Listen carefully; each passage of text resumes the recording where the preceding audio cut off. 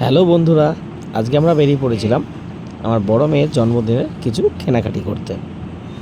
তো মোটামুটি আমাদের বেরোতে বেরোতেই সন্ধে হয়ে গেছিলো।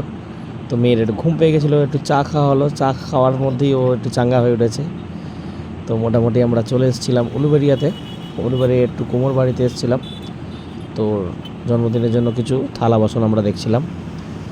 থালা বাসন বেছে ওর মা মোটামুটি তার মধ্যে কিছু জিনিসপত্র চয়েস করলো, থালা বাটি গ্লাস।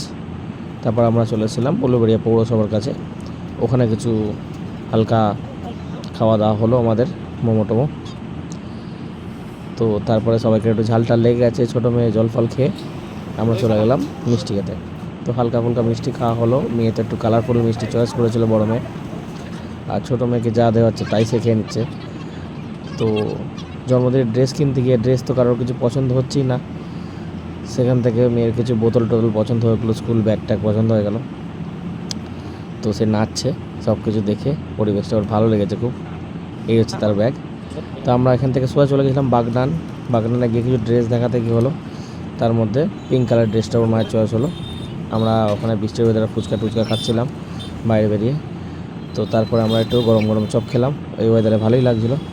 তারপর বাগনান শীতলের পাশে আমরা একটা সব থেকে আমরা খেয়েছিলাম সাউথ ইন্ডিয়ান ফুড।